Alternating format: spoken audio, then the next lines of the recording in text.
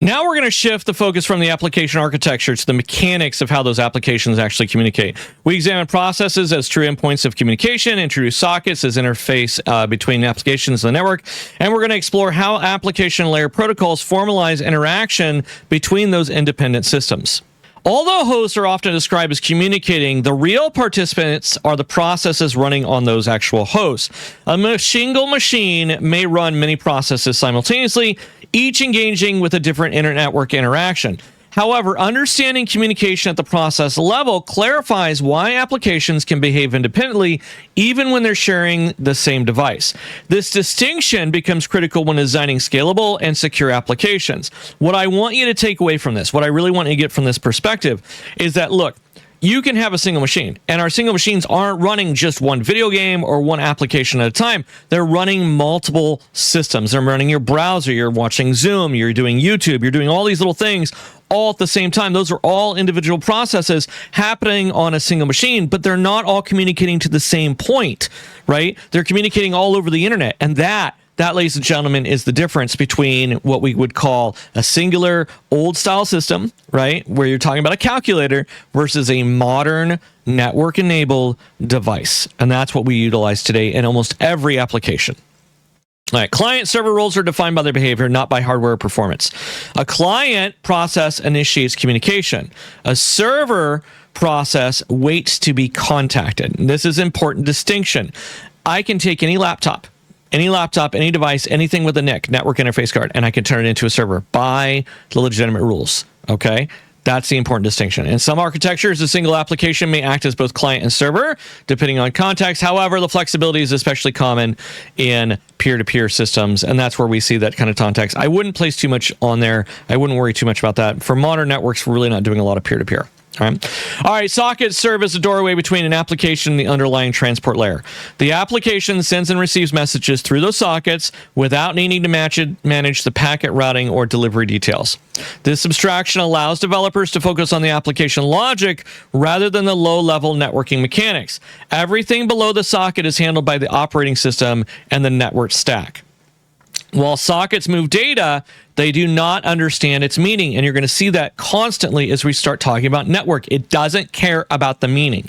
That is not a thing, right? They enforce no rules about message structure, sequencing, or interpretation. None of that. They don't care. The responsibility belongs entirely to the application layer of the protocol, right? As a result, correct communication depends on disciplined protocol design rather than the socket behavior. Application layer protocols formalize how processes interact. They define what a message looks like, when they are sent, how the recipients should respond. Protocols transform that raw data and exchange it into meaningful communication. Without protocols, sockets would deliver data with no guarantee of understanding. Our open protocols are documented publicly, allowing independent implementations to interoperate and reliability. This openness has been central to the internet's global growth. Proprietary protocols, by contrast, restrict visibility and control usage. These trade-offs influence innovation, compatibility, and trust. And what we're saying here is that, listen, I've got normal protocols that everybody uses: HTTP, HTTPS, FTP, Telnet, you name it, right? Those first 1,024 ports and protocols associated with them. That's what we're talking about, right? And then we've got proprietary protocols. And those proprietary, they belong to a specific business. They belong to an organization. No one uses them except for that person, right? That entity, right? But if I want to communicate from an Atari 64 online to my Windows 95, I know I'm using old systems, right? Then they need to have a common protocol. If they don't, they'll never talk. All right. When a browser connects to a web server, the two systems share no memory, no code, no assumptions beyond the protocol itself. Every request and response must be explicitly defined and corrected and interpreted. The socket carries symbols across the network, but the meaning emerges only because both sides follow the same rules. If they don't follow the same rules, they're never going to talk. It'd be like talking to English to a French person, or me trying to speak Spanish. It doesn't work, right? Las niñas están en el parque. That's all I get. I know all of my Spanish speakers are like, did he just say the children play? Yes, after 3 years of Spanish, that's what I got, all right?